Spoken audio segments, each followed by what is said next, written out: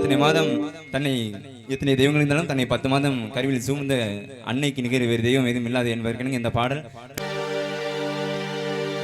கண்ணிலே உருவம் செஞ்சி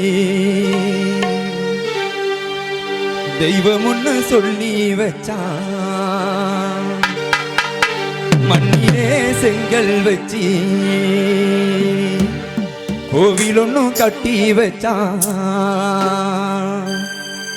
கண்ணிலே தெய்வத்தை யாரும் கண்டதில்லை உலகில், தாயை விட தெய்வம் ஒண்ணு எதுமில்லை.